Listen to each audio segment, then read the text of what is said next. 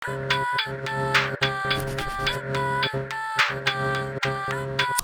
up, everybody? My name's Carlynn. It's your favorite friendly neighborhood intern who's not really that friendly, but we're going to say I am anyway. And welcome back to another episode of Minibedroom Interviews. It's my show now. Ridgio's not here. Just kidding. He's here. He's there, somewhere. Anyway, I've known him for about 3-ish years, maybe 2.5, somewhere in there. I met him in Detroit, of all places, because I'm from there, but I'll give him the warmest welcome I can. You're about to learn all about Ridgio. How you feeling? I'm feeling good. That's good. All right. So the first question, basically, tell the people where you grew up, because some people might not know. I grew up in a couple places, but mainly the Chicagoland area. So I was born in Oak Park, which is something I just found out last year. I didn't know I was born in Oak Park. I was born in Oak Park, and they shipped me right to the west side of Chicago right afterwards. And I've been living there for a decent amount of time. Then I lived out south, and then we went back to the west side. Okay. Yeah, and then I lived in Des Plaines for 6 years, and then came back to the west side of Chicago. So, yeah. Des Plaines is a suburb, right? It's like over by Mount Prospect. Yeah, it's right next to Mount Prospect. Yeah, I got you. That's how I relate everything in Illinois is to Mount Prospect. Mount Prospect is the center. Yeah, pretty much. That's funny. All right, so moving around and everything, how did that experience impact the way you approached music and everything? What, growing up just in all those different places? Different areas, yeah. I guess you could say, shoot, I was able to see like a lot of different types of life, you feel me? I was able to kind of be in the hood, so I was able to see that and witness that. I was able to be in the burbs.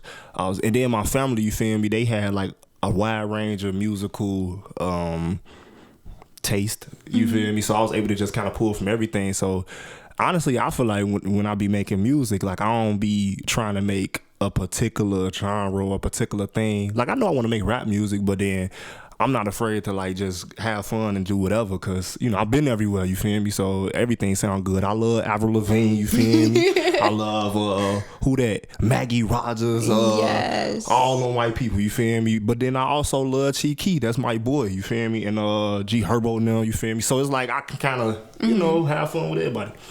You gonna hit us with a country hit next? A country hit? Yeah. Country do got some smacks. Country got some smacks. Are you actually gonna try it? Because that would be really funny. I'm not opposed to it. I'm not opposed to it. By the end of 2021, I want a country hit from Ridgio, okay? Okay, I'm gonna try. Right, bet. I'm gonna try. All right, so was there always like a strong sense of support from your art, like for your art and like your family and like your friend groups and stuff like that? Who give me? Let me see. I feel like my friends always give me like a crazy amount of support, like my homies. My family, they come out to shows and whatnot. Not all of them, you know what I'm saying? But I feel like my strongest support system right now till this day is my friends. My homie Amaz, you know, shout out to Amaz.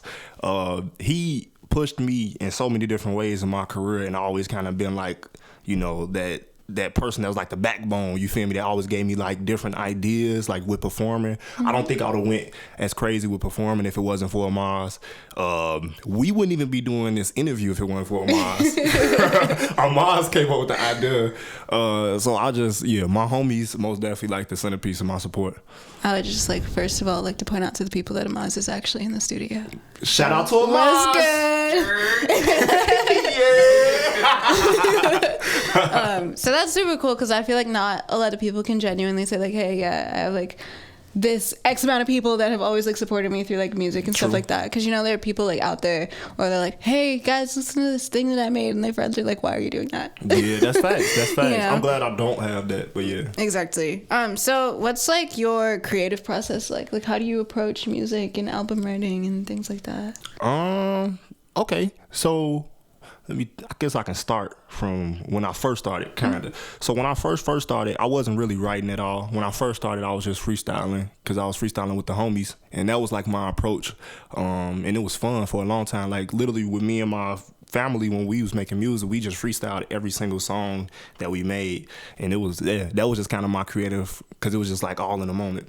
But then I kind of wanted to have like a more like structured approach to it, because I just wanted to, you know, be able to make sure I'm making good songs, and then want it to be like I didn't have no control over if the song was good or not. So I would write songs out, And then, yeah, I guess you could say I listen to the beat first, and then I write something to the beat, and then, yeah, just trying to catch a vibe there. It's real simple. It ain't nothing crazy. Like, I don't go into a dark room for 14 days, close my eyes. You know what I'm saying? I mean, some people do have some crazy processes. Like, I feel like there's some people I know that just don't sleep. You know? Yeah. Some friends of ours that literally just don't sleep. There's some people that, you know, don't do anything. It's really weird. It like comes to them. Yeah, that's true. That's 100% facts. No, not me. I most definitely I guess you could say I kind of like think of the concept of what I want to talk about, and then, you know, depending on how the beat is, if the concept goes with that beat, then I do it for that beat. But if it don't, then I just try to make up something in the moment. But, you know, I write all my stuff. You feel me? I got you. So how does that ever change from like song to song, your process, or? Yeah, like, it does more now than ever, because sometimes I get on the track and I just freestyle and just like trying to see what I want to do. You know, don't know how it's gonna come out. But it always comes out like it's always fun. You feel me? To say the least, it's always fun. And then sometimes I think what I do now more is like I concept a song, and then like I won't even write to it for months. Like I just write the concept down, and then I just let the concept just kind of like stay in its own space. And then like one day I'll be listening to a beat and I go back to the concept, and then I'm like, oh snap, like I should write about this. You know what I'm saying? This is kind of like the right moment. You feel me? So yeah, it changes like song to song, moment to moment. I got you. No, that totally makes sense. So, this is the hardest question of the day. Are you ready? What? What's your favorite ice cream? My favorite ice cream? That's not that hard, cookie dough. Oh, you had an answer. Why do you have an answer to that question? Because I love cookie dough ice cream. Oh my God, no. What's your favorite ice cream? Just kidding. It's Oreo cookies and cream. Oreo cookie? Oh, you just like Babe. Babe like the same thing. Okay. Now, back to the music though. What strengths do you have that you know, like, that make you a great artist? Like, what do you think? What strengths do I have? I guess you could say my first strength is my faith in God, and I feel like He's like the pillar of my artistry. You feel me? Because I'm always able to kind of pull any type of creative energy from my faith in Him. So that's my number one faith. You know what I mean? My number one strength.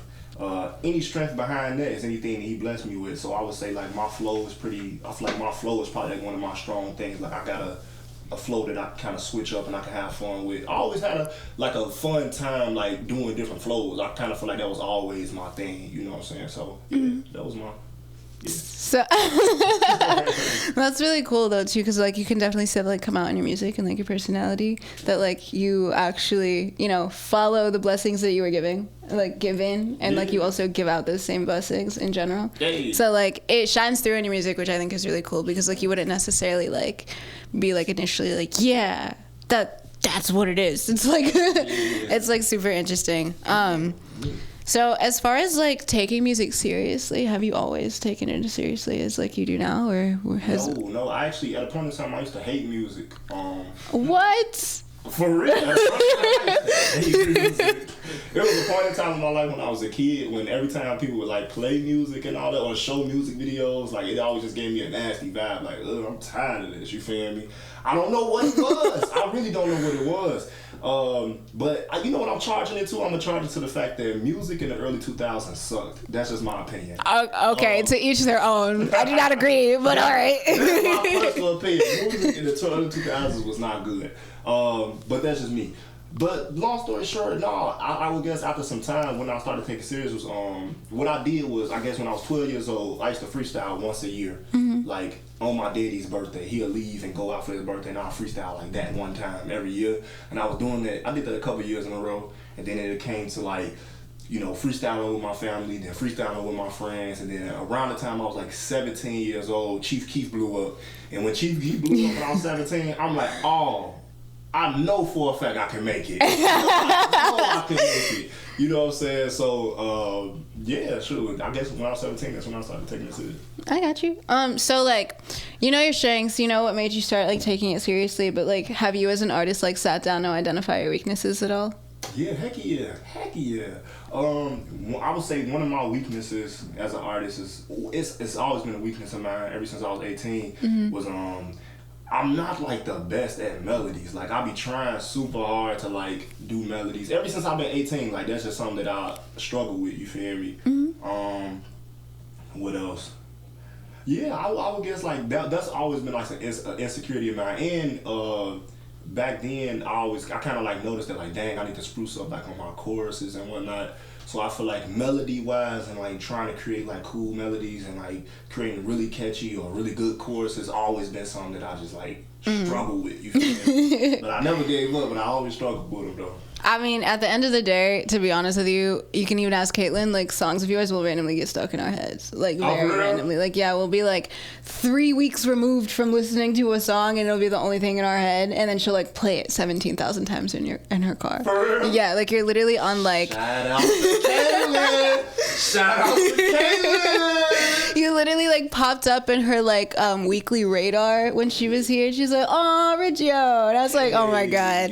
Much love. Much love. So as far as those weaknesses, how do you like work to overcome them? Like, what do you do as far as like your process and like changing things up like that? Like, how do I do it? Yeah. It's more of like mentally just being like, all right, you know what? I'm just gonna try again, and I'm just gonna do it again. And if it's anything that I felt like I was doing wrong, like at the beginning, I felt like what I was doing wrong was I was being too repetitive. So then I would be like, okay, this time I'm not gonna be as repetitive. And then after some time, I guess you could just say like, I just tried different things and tried not to be repetitive and tried different tones. You know what I'm saying? Just tried different stuff overall, but I would just keep trying. You feel me? Like I just never stopped trying. So I feel like that's what helped me get over those weaknesses, or it's helping me get through those weaknesses. Right, absolutely. So tell me about your favorite part of like being a part of the music industry. Like, do you have a favorite part? Yeah, yeah. What is it? Performing. Hey. What about performing like makes you feel like, yeah, this is it. This is what I want to do? You know what? I think when you're an artist and you record music all the time, you don't know if people actually gonna like your stuff. You feel me? You can vibe. You might listen to a song and you might love it. Like when you first hear it, you're like, oh man, I love it. A day or two will go past, and then you'll just be thinking like, dang, is it really that good? You know what I'm saying? So you'll probably be showing your homies, and you'll show your friends, or you'll show some people that you connected with. People, oh yeah, you know, I like it, or they're like, oh, change this, or whatever. You feel me? They just giving their opinion of it. But when you performing, it's like, in that moment, you know if people actually like your song or if they don't like it. You know what I'm saying? So it's always like a confirmation for me personally when it's like a confirmation for me when I perform, like if people are vibing to it, like, oh, okay, I got one. Like this is a good song. I got you. No, that definitely makes sense. All right, so we know that performing is like it for you, you know? Yeah, I get it. 100%. But how does like it specifically drive your passion to continue to like write music and share music? What, performing? I always got this vision that I always got like these different things that I want to do performing. Like, you know what I'm saying? Like one day I want to perform and like I want the stage to just rise up. Yes. Like 100 feet tall, and I'm just on the stage. You feel me? Okay, and Lady Gaga. Smoke. You feel me? All tight. You feel me? On some travel style roller coaster. Like you feel me? I think performing, it drives me to want to have like more cool, more grand performances in the future. So that drives me. So every artist has like good performances, bad performances. So obviously like the good ones like dictate and like drive how you feel about your career because like they boost you up, you know. Yeah, but what about your worst performances? Like how do you have those like build you as an artist? The worst ones? It's crazy. I guess you could say what I would do is I wouldn't know if it was bad necessarily until like a close friend would tell me if it was like not good. So like for instance, back in the day, I think I was talking to him back in 2016 when I was really trying to get my feet wet with performing, and he had talked to me like, "Oh man, you should do it without the track, or you should do this, or you know what I'm saying." Like they would like put some things in my ear, or man, you should look people in the eyes, or you should like really focus on this. You feel me? So it hasn't happened in a minute, but like it's usually like my homies that'll let me know like, "Oh, this is what you need to do," and then like what I would do is like I used to drive out to this little spot on Damon. It was this little abandoned factory. And I used to drive up into a factory. I'd turn on the song and I just act as if it was a crowd there. And I just get on top of my car and I just rap. You feel me? That's so cool. Feeling like you in the music video real time, right? Yeah. And it was crazy because during that time when it was open, people used to actually be there because it was like, I don't know, I guess it was like a hot spot. So like people that was doing raids and stuff would kind of be there. You know, those type of people, you feel me? And then people walk past and people walk up, so it's kind of like confirmation, like, oh, okay, all right, I'm probably getting better at this performing thing. So I think every time I feel like I'm doing something wrong, I'll probably lock back into that zone. Like, let me go drive somewhere, you feel me, act like a crowd is here, and like really just practice performing, you feel me? Right. I practice my whole set, yeah. That's awesome. That's something I would do. That is something I do, and I don't even make music.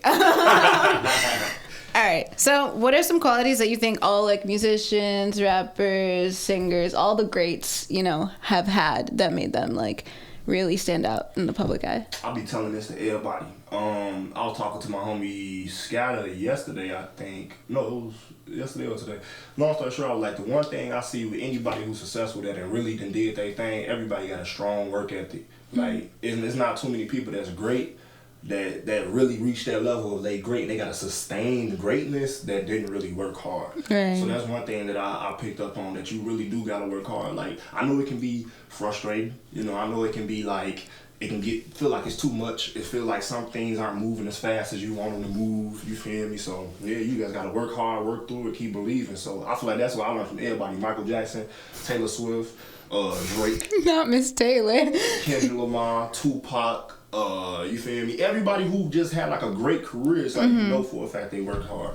That's awesome. No, I get that. Because especially like with people, I'm going to use Taylor Swift as an example because she stood out the most to me. Like especially with her, like she drops albums back to back, doesn't tell anybody that she's doing it, and she always hits the charts. Always hits the charts. And you know what surprised me last year? So when she dropped the first album last year, I forgot what it's called. Which one? I forgot. It's the one before Evermore came out, or Folklore. Folklore, yeah, I think is one of it. Yeah, so Folklore came out, and then like a month or two or something like that, 3 months or whatever, then Evermore or something like that came out. And that surprised me. I'm like, dang, like she dropping music like rappers. Like, she dropping, you feel me? Like, hey. So yeah, nah, man, that type of stuff drive me. Like, dang, I know for a fact I gotta work. I think with stuff like that too, like Beyonce did the same thing with what was it, Lemonade, where she just like dropped it out of nowhere. So it's like you just have to get to a certain point where like you are so comfortable in like your career and your own skin, that like it doesn't matter if you prep to drop it or not. Like you don't care if people listen to it. You dropped it, you made it. I would love to get to that place where I can just drop it and just like kind of leave it in there and just what I'm saying. Like I feel like Kendrick can kind of do that. Like he can just tomorrow if Kendrick dropped his album, it's most definitely going platinum. Like without what I'm saying, he don't need a bunch of PR, he don't need a bunch of preparation. He just drop it and then boom, it's gonna be crazy. The craziest thing that dropped it all year. Right, exactly. That's it. I can't wait to get to that point. That's my goal. Yes, you're gonna get there. But thanks, Carlynn. On that note, do you want to play a game? Yeah. I have a fun game for you. What? Okay, so on that note, we're gonna take you back to elementary school. Yeah! So basically, Ridgio has 10 seconds to answer 10 questions that are going to take him all the way back to those kindergarten, first grade, fifth grade, whatever you want to call it. All those days. They're multiple choice. But, like I said, he only has 10 seconds and he has to answer all of them correctly. Oh, wait, I got a question. What's up? So since I literally wrote most of these questions out. Do you think you know the answers to most of them? That's the thing, though. Since I might or might not, I think I should only get 5 seconds. All right, we'll give you 5 seconds. Okay. If you don't make it into your own Hall of Fame, I'm going to be really disappointed. Okay, it's okay. All right, so 10 seconds. Yeah. Yes. All right. First question. What are the 3 branches of the United States government? Are they A, legislative, judicial, and executive? A. B... Okay. Moving on, I guess. What is the name for a body of land that is completely surrounded? Hold on. Nuh-uh. All right. Because I know which ones we ask all the time. So. Yeah, I'm telling you. It's not fair. What are the first 10 amendments to the Constitution called? You lying. I ain't never wrote that. I ain't write that. I know I ain't write that. A, the 10 Commandments. B, the Municipal Code. What? Did I say that right? I don't even know. Or C, the Bill of Rights. We never asked this question. We never asked it. The Bill of Rights. You are correct. That is We never asked that question. I know. I'm telling you. I know which ones. You should know multiple choice. All right. I needed both special. No, that ain't gonna lie. I needed that one. What is a squared plus b squared plus c squared known as? Is it A, the Pythagorean theorem? Hey. Yeah, you're right. All right. The timer should start once you ask the question. Literally. All right. Solve the following equation. 3 plus 2 divided by 1 equals A, 5, B, 10, or C, 3. You said 3 plus 2 3 plus 2 divided by 1. plus 2. Divided by 1. 1. Oh, 5. Oh, that was so close. Did he make it? Is he safe? I said 1 and then he said 5, so I guess he technically. All right. We'll give it to him on a technicality. Oh, almost missed that one. Oh my gosh. All right. The interior angles of a triangle always add up to what? A, 90 degrees, B, 10 degrees, or C, 180 degrees? 90 degrees? I honestly don't know. It's not on here.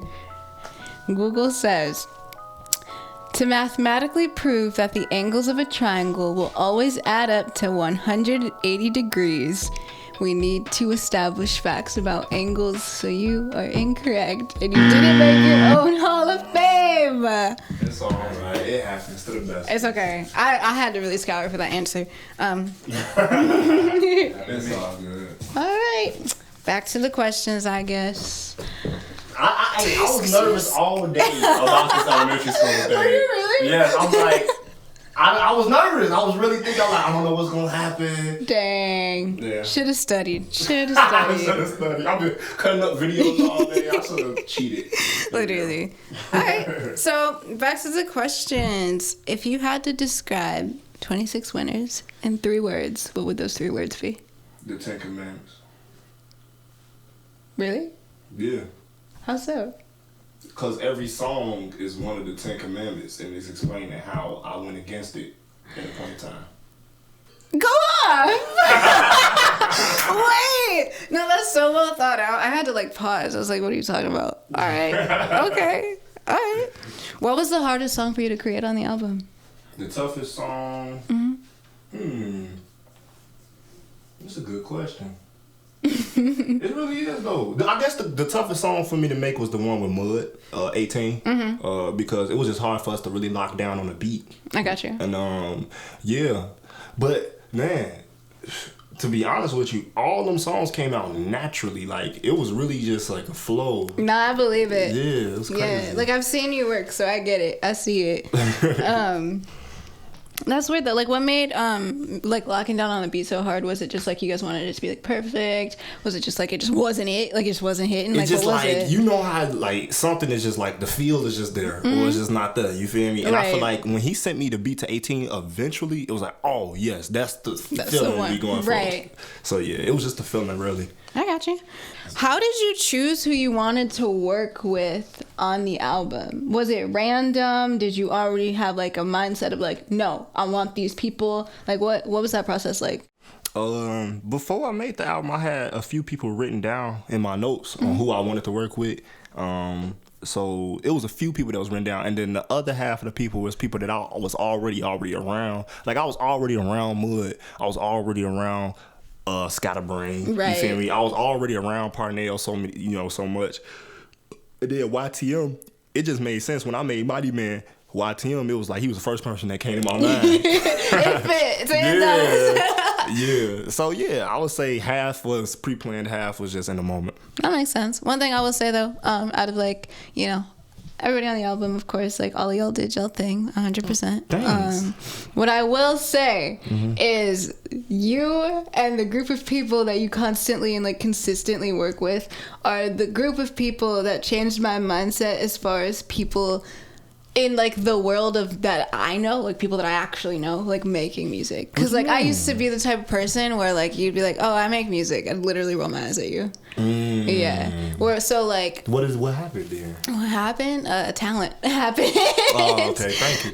Talent. I saw the behind the scenes of everything, just how much work y'all actually put into doing it.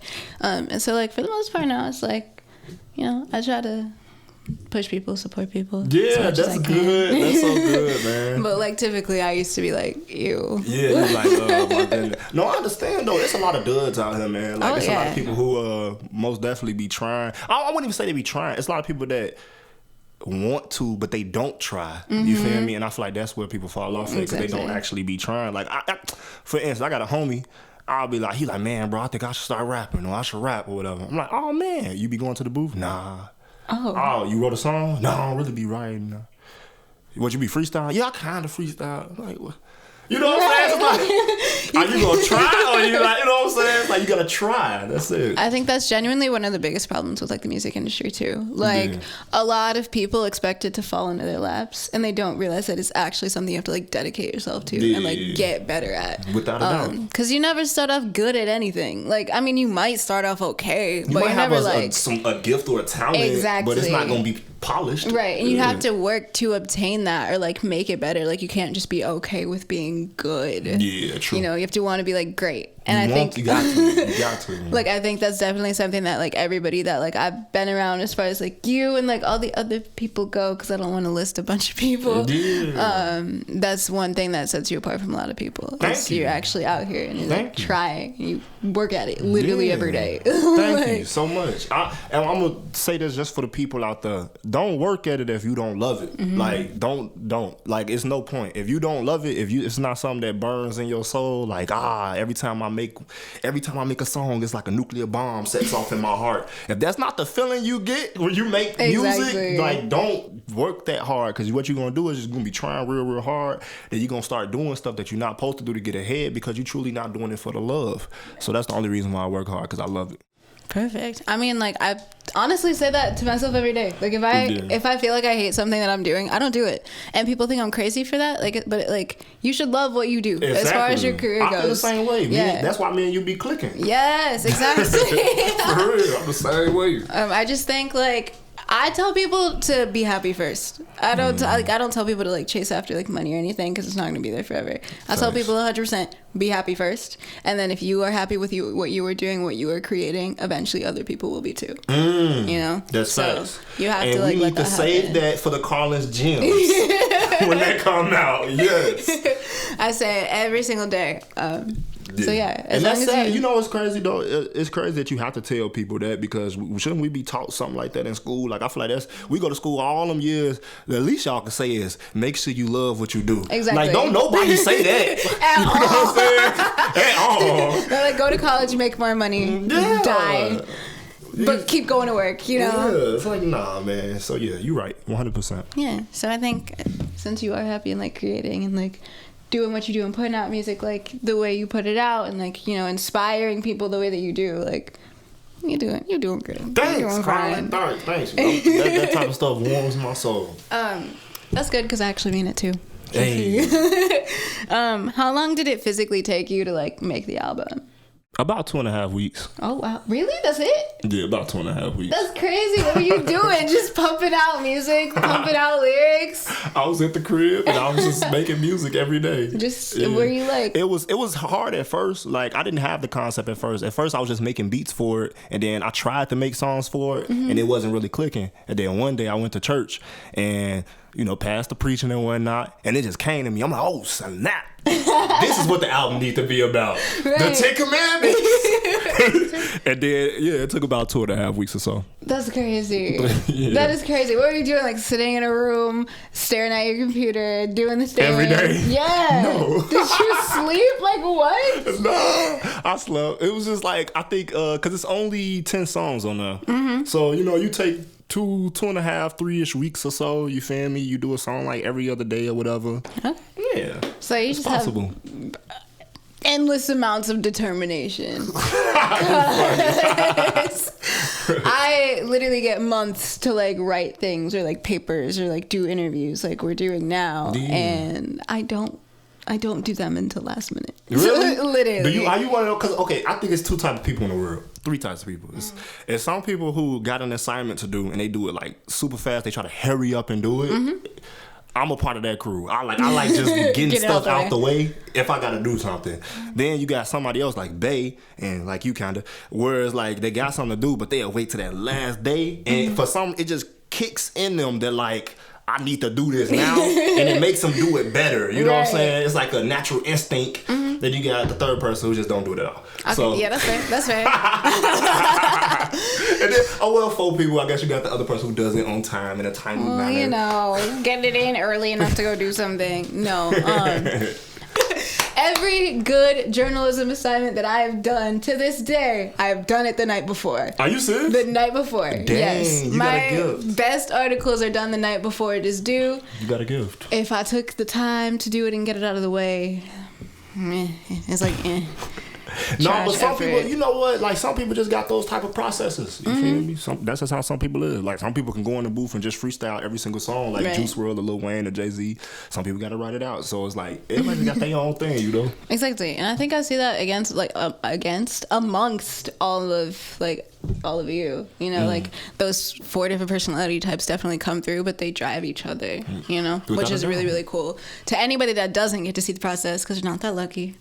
You funny. That's what it's like. It's literally just watching a bunch of different people with a bunch of different mindsets and like brains and ideas, like slowly push it into one thing. Yeah. And I don't think it's anything of like how I would have imagined it to be. Yeah, that's how it be sometimes. But I guess it works because the songs do get stuck in my head sometimes before they're released, and I can't do nothing about it because how I'm gonna get it. Yeah, true.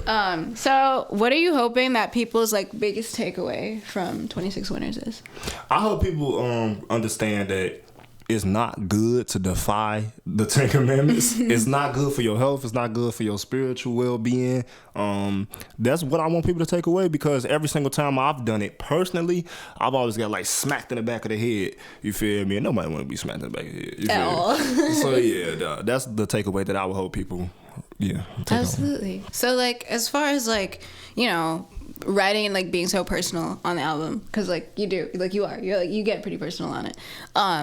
How do you like, is there ever like a moment where you're like, should I really be saying this to people? You know, Yes. like how do you get over that?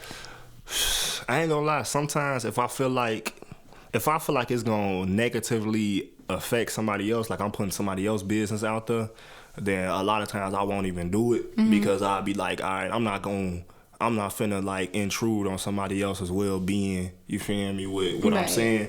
But if I feel like it's something that I can kind of put out there and it's just me just expressing how I feel, and if I feel that little hump, sometimes I just gotta like tell myself, boy, you better cut it out. Stop being a little, you know what I'm saying? Stop being a little itch, you know what I'm saying? Get through that. You feel me? Because all the best people that we love listening to are super, super vulnerable. You feel me? So learning from them is just like, nah, I need to get through that. Like, nah, talk about what you truly feel, man. It might be uncomfortable, you feel me? So yeah. Exactly. And I think stuff like that comes through in like people's music. Like when you are personal like that, like it's crazy what happens, you know? Like you hear like the passion that people have for what they're doing, and like, you know, like you learn so much more about people. Like just like sitting and like listening to like your music, or like even like Scatterbrain, like there's so much that y'all put out there that I literally did not know about you and would not have guessed about you in any way, shape, or form. Like, that's so funny. Yeah, that's why I love people like Hobson. He's super detailed in his storytelling. I love people like Eminem, J. Cole. J. Cole probably the top when it comes down to storytelling and being very detailed and just doing it in a good way. J. Cole probably like number one for me. And it's people like that inspire me to always be vulnerable. That's interesting that you say J. Cole, because for me it's Kendrick Lamar. 100%. Oh, for real? Makes sense. So what do you say? Let me rephrase that question. So what advice do you have for people, right, that have not yet like found like the love or like the embrace or like the like full belief in the fact that God exists and that he is very much here for you? Like what advice do you have for those people? Like what do you say to those people? Especially because like it is a big part of your music. It's a big part of who you are. So if somebody hasn't really like found God or just like how do you like reach those people? I feel like I don't got like a certain piece of advice for somebody like that. That's something I have to really take some time to like really think about. But what I can say is when I do talk to people that don't got faith in God, I think what I try to do personally is try to hit everything. Like I try to start from the ground up. You know, nowadays, back then I started from the top down. And when I say that, I mean like ground up, meaning like you really do have to just like relate to people and just show people that you're a human being and just show people that like God is, you know, he's real because I'm not like some alien or something like that. Like, I'm a human being. I have feelings. You feel me? I go through same things as you do. I experience a lot of the same things that you experience. It's just that if I can relate to you in a way and let you know that, yeah, I can go through the same exact thing, I can let you know that, yeah, at the same exact time I'll be going through the same exact thing. It's like an avenue that God can like come in and pull us like out of it or guide us through it in some way, some shape or form. So I think to people that don't believe in God or don't have any inspiration in God at all, like my approach is just trying to like relate to them as much as possible and just let them know that like, nah, I'm not like this cult, I don't want to say leader, cult member, you know what I'm saying, that's just like brainwashed or like, you feel me, like I'm just like one of those people that's just like on a whole nother planet mentally. Like, no, I'm an actual human being with actual feelings from the west side of Chicago, normal dude, you know what I'm saying, you feel me? So yeah, I understand what you're saying, you feel me, but like, yeah, this is how God can help me, help you, because he helped me in this particular way in this same exact situation. So yeah, I think it's the relationship, it's the relatability. Absolutely. I will say, I grew up semi-spiritual. It was never like pushed on me like my parents or anything like that. But like at the end of the day, I think surrounding yourself with people that do actually believe, and like the people that have actually found that love and embrace of God, like it changes you and like your mindset as a person. Because like for me, I used to be like, yeah, it's possible, you know, and I'm like, no, 100%. Like he is there. Like, that's lit. You have to like recognize that in some places, you know. What do you feel like it was for you? Like, you know what I'm saying? Like, what do you feel like kind of guided you in that way? I wake up every day, right, in the city that I love to be in, and I'm doing things that I literally never thought that I would do. And I cannot say, honestly, that I am doing that for no reason. I cannot say that, like, I did that all myself, because I didn't. You know, a lot of it was just a lot of opportunity and a lot of, like, you know, being led to the right people and, like, meeting the right people. And, like, to me, people don't come into your life for no reason. True. They're placed there. And somebody had to place them there, right? That's somebody had to give you those lessons. Some people had to, like, give you those blessings. Like, it's not just as like plain as it looks. Yeah. I'm so glad you said that, because I used to be the type of person that I used to like think that like I can throw people away at any moment, you know what I'm saying? But now I'm starting to learn that like it is a purpose for every person, like that's there for a reason. And sometimes if you are in a really, really hard position,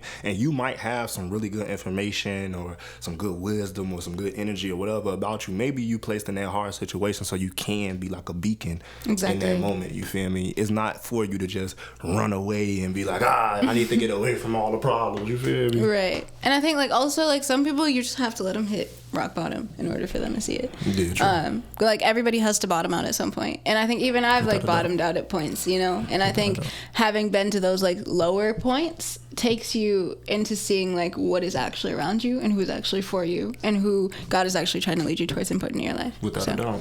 That's facts. That's 100%. It wasn't until I hit my bottom, it's true. Until everything started to fall and like until everything fell together, I had to like really like hit the ground, you know? Right. So you speaking. Yes. Carlynn with the gems! Once again! Me and this knowledge of mine. Alright, so we're gonna play another game. Are you ready? Yes, I'm ready. I've been ready. We're taking Ridgio to the hot seat. You know, the scariest game on the entire show. I'm ready.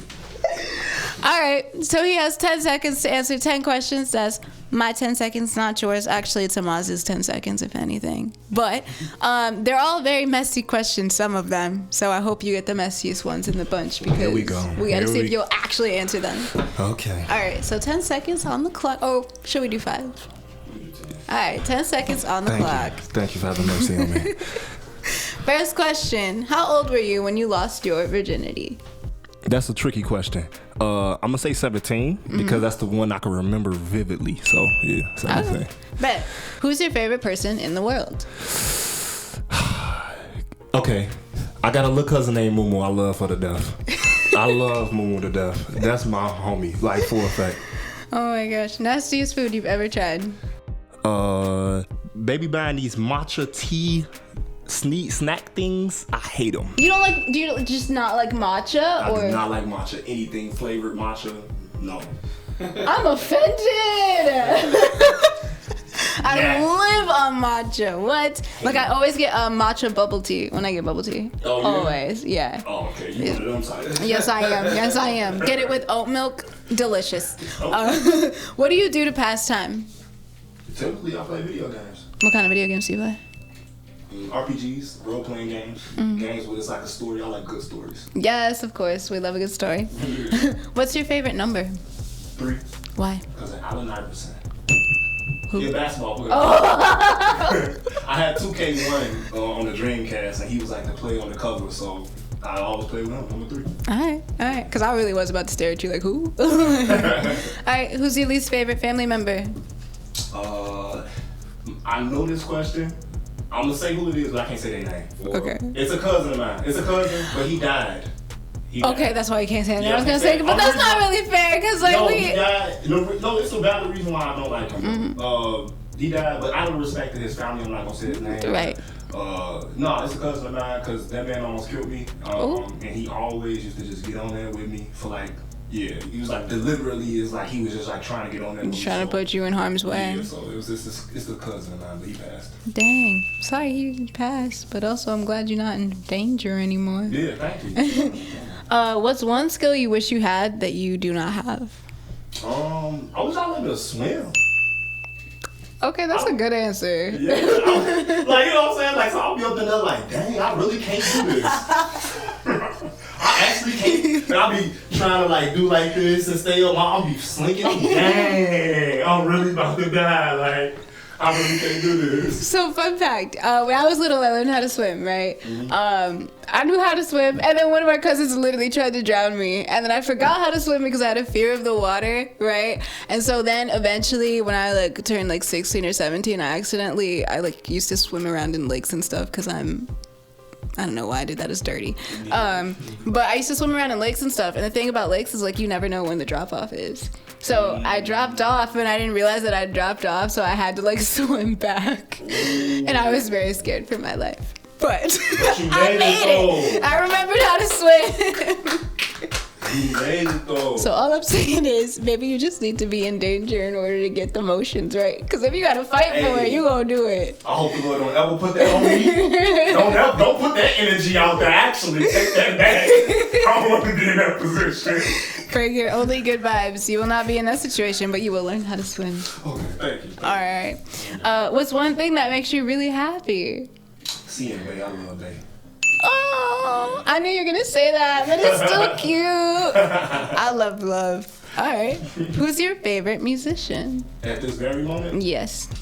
Kendrick. Kendrick Lamar is probably my favorite one. As you should. Why is that? Because he opened up my mind creatively. You feel me? I always say my favorite rapper is Big Sean, and it is rapper. But as far as musician, like Kendrick, easily. You know what I'm saying? Creatively, he taught me like how to have concepts in songs. It wasn't until him that I actually structured songs and like put, you know what I'm saying? Right. So yeah, musician, Kendrick.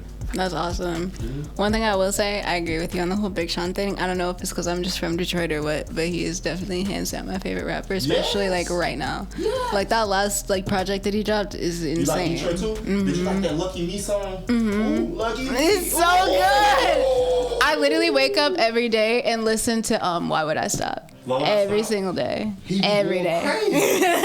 He's going crazy. All right, so last question. Are you ready? One movie that would explain your life. What is it? One movie? That's a good question. We only got 4 seconds. 3, 2, 1. Titanic. No. What? It's not Titanic at all, actually. It wasn't. That's a second, my friend. I'm looking at this joke. He said, I need to give an answer after we just talked about how you don't want to be put in the position there you have to swim. Like, what? It's actually not Titanic, to be honest. I just lied. So the game's over. You answered all the questions, but like I said, you didn't make your own Hall of Fame, so I'm a little disappointed. Also, usually at this point, we give people a gift and we read a scripture, right? But I'm poor, so I don't have a gift. I can give you love and prosperity, but that is about all I can offer. Thank you. Thank you. I accept it. That's all I need. And then also, I'm going to turn it over to you for the scripture of the day. You can have your show back. Oh, snap. So the scripture of the day is from Matthew 6, verses 19 through 20. And it reads, "Lay not up for yourselves treasures upon earth, where moth and rust doth corrupt, and where thieves break through and steal. But lay up for yourselves treasures in heaven, where neither moth nor rust doth corrupt, and where thieves do not break through nor steal." Meditate on it. Think on it. And with that, I am leaving. I bid you farewell. This was our season finale. Oh, season finale!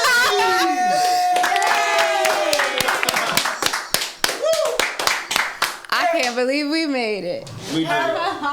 Thank you for giving me college credit. Oh yeah, no problem. I guess that's it. All right, bye. Okay.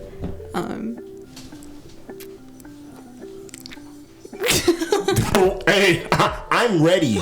I'm ready too. What's up, everybody? It's me, your favorite neighborhood intern, and welcome back to another. Just kidding.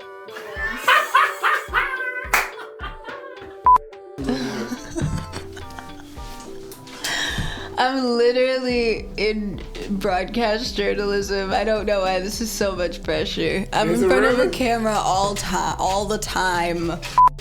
What do you say? You say, "What's up, everybody? My name is Ridgio, and welcome back to another episode of I don't do that. No.